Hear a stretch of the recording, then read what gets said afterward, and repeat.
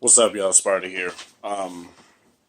This video, I want to do a comparison of my experience with Android Oreo between the LG V30 and the Samsung Galaxy Note 8. Now, this is going to be the final video that I'm going to be doing with the Note 8. Well, I'll probably do one last one as a more in-depth overview of how I feel about it, but I just want to verse my two favorite phones from last year and kind of transition out how I feel about each with this update. Now, the Note 8 had the update before. The V30 had it. I had it loaded on my Note 8 like before I had to get replacement devices. And that has nothing to do with the updates or whatever. But what I notice here, both are running Android Oreo. I'm not too certain about the security patches. They're relatively recent. I'm assuming since the V30 has got it more recently, it has the most recent security patch. So just assume that. The things that I've noticed are the V30 handles a lot of things better than what the Note 8 does. And this isn't me being biased, it's me actually going from day to day using both, me switching from using my Note 8 as my podcasting phone to my V30.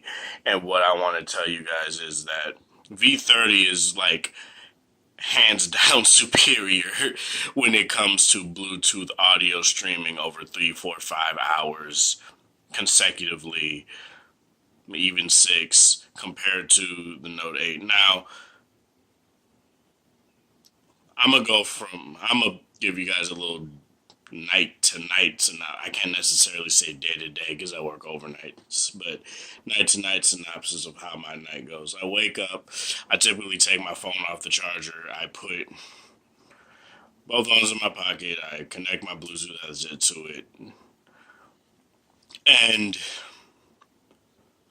going from, you know, home to work, my V30 is still on 100, which takes about like 30, 40 minutes. My Note is at least on like 99, 98 or something like that. Or maybe even a bit less depending on if I touch it. And here's another thing. When I touch my V30 and I'm like, texting or whatever, messaging, looking stuff up, it still stays constantly at 100. My Note 8 tends to die quicker. And don't keep the number percentages on the phones in mind because it's on 73. This is on 100 or 75 and 100. I just took this off the charger, so don't mind that. And typically what would happen is within my first 2 hours of work, I'm unloading the truck, right? I do that. My Note 8's probably around like 94. And the V30 is probably on like 99, 98 or something like that. So I take that. When we're done with the truck, I go, and if the store is closed, I would, start a podcast or something. And say by break time, which is 2 a.m., this is probably at like 80 or something like that. This is probably at like 94 to maybe 90 or something. This is very unscientific. This is very, something I can't necessarily speak of when it comes to, just going off of my head. But I do monitor them over time. And the V30 does tend to hold a charge. Say, by the end of the night, like 5:30 or whatever, this is at like 82 and this is at like 60 or at least like 70, in the 70s or something.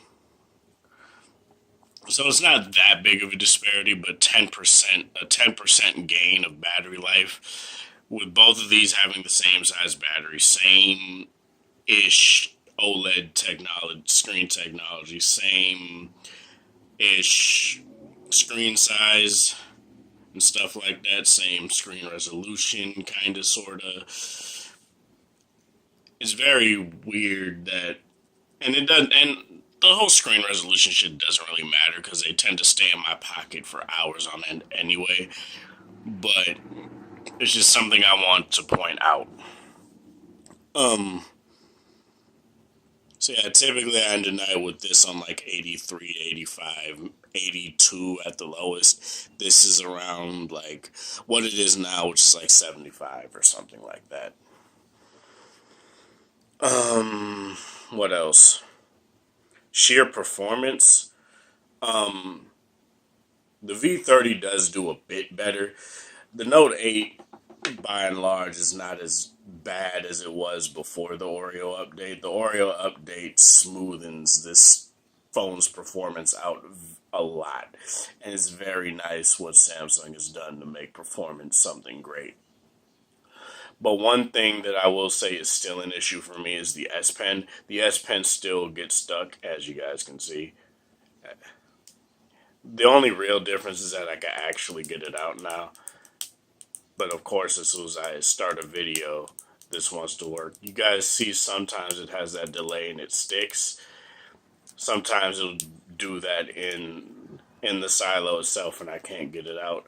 And sometimes it's when I'm not even trying to use it. Sometimes it may like hit something in my pocket and just lodge in deeper, you know.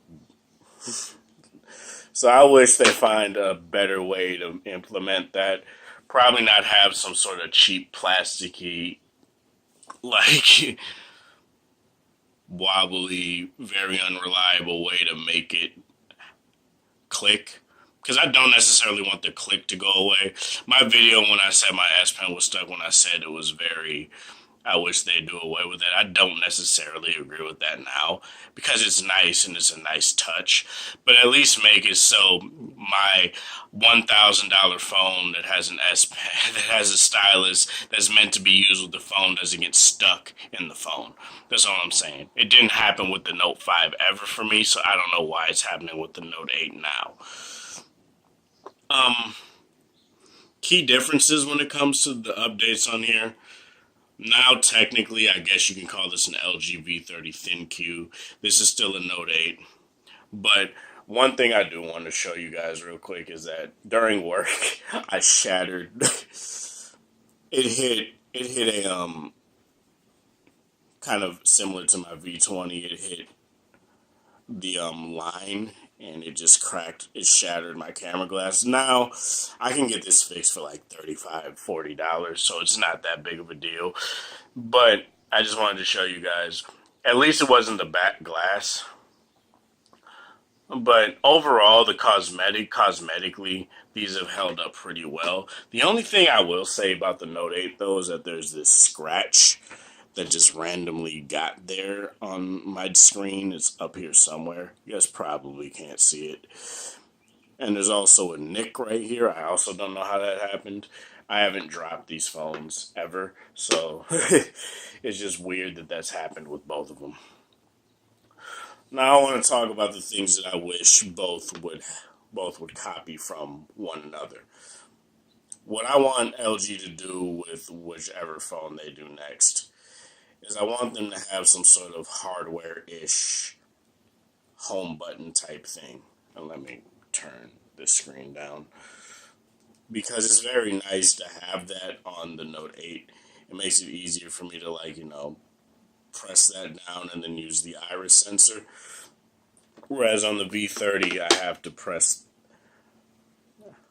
well, I don't necessarily. I just have to tap the fingerprint sensor and it works 100% of the time. The Note 8 is it's still quite finicky with that, but it's not terrible.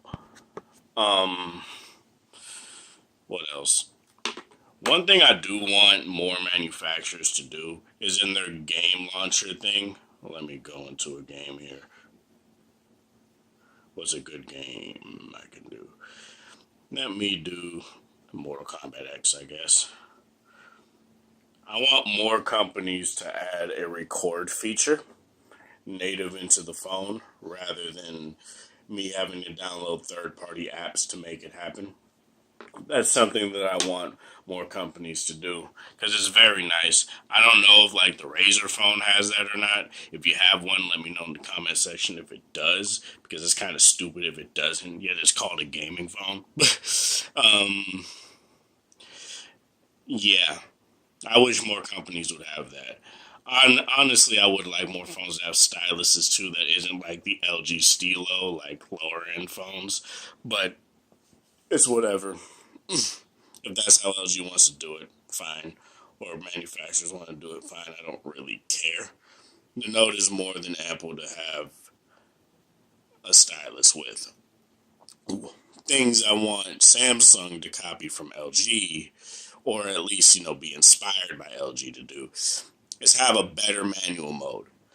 It makes no sense in this day and age for there to be only one phone that has a decent manual that has a true professional manual mode for your video and your camera mode. It just doesn't make sense. As well as I don't necessarily want every phone to have like send a video and stuff like that, but there's better ways to implement stuff without having to like just have it be bare bones. I also want them to have a better DAC in their phones. I'm tired of having to use my Note 8 and honestly have audio be truncated compared to the V30 or the V20 or even the V10. Like, come on now. It just doesn't make sense to me. Another thing, mm, honestly, I would want them to stop doing telephoto with the like with the G7 coming out. Well, with the G7 out anyway, it makes no sense for companies to use the excuse that you need a telephoto lens to do portrait mode, because the G7 shows that you don't need it. Now you don't get that on here obviously, but it's on the G7 and it's something that it's one of the few things I'm like, yeah, I'm definitely going to get that phone for to test it out. But to end this video here, I just want to talk about why I'm going to be taking a break from the Note for a while. Like, I don't plan on getting the Note 9. I'm going to make a more in-depth video as to why I'm doing that. But honestly, I'm just not really excited for the Note 9, to be quite frank. Because the Note 8 is still a great phone, don't get me wrong, but if all I was going to do is add a Snapdragon 845 and have the variable aperture and all that stuff, and maybe more bells and whistles, it's just something that isn't for me. And I just want to focus on other phones. I can't have two high-end phones try to get another high-end phone and another one and maybe a couple mid-rangers. I can't do that. So I gotta figure out a way to make this work as I transition out of moving and doing all this stuff. I just want to make this something that I just want to make this channel more available to a wider audience and not just the higher end spectrum of the mobile space, I guess. So the Note is going to be it probably is going to take just a year off, honestly. I'm getting the V40, that's for damn sure. The G7, I'm trading in my Note 8 to get the G7. And I'm going to get that raspberry rose color because honestly, it just looks very nice. And I know it's kind of pinkish, so it's kind of girly, but I really don't care because it just looks nice. And it's something different compared to gray, black, which is all I pretty much had. So I just want to try something new. But yeah, like I said, I'll do a more detailed video after this one as to what I'm doing and why I'm giving up the Note 8 in a second, but I just want to do that. Let me know what you guys think of this. This is Sparta. Thank you guys for watching. Thanks for the support. Hope you guys have a wonderful. Oh, and one more thing before I go into the outro. RAM management on both of these phones. I don't know. People are like, "Oh, you need 6 to 8 gigabytes of RAM these days," and I'm like, you really don't. You just need great RAM management. I never have issue with 4 gigabytes of RAM on my V30. My Note 8, I also like it's pretty much identical performance all around. The V30 is faster and is more like instant. Like say as you press the home button, it instantly just exits the app and goes home. Whereas the Note 8 has a bit of delay. It's not terrible, but it's there. That's all I want to say for that though. But let me know what you guys think of this video. This is Sparta. Thank you guys for watching. Thanks for the support. Hope you guys have a wonderful Saturday or whatever time of day it is in your area. Have a good one. If you like this video, like it. If you dislike it, hit that dislike button. Subscribe if you're new to the channel. Hit that bell icon for notifications for new content that may be coming. I'm forgetting my spiel because I just got a notification. Comment down below. Which one of these phones do you have? Do you have both? Do you have one or the other? Let me know what you prefer and what the performance is for either of them. Anyway, have a good one, you guys.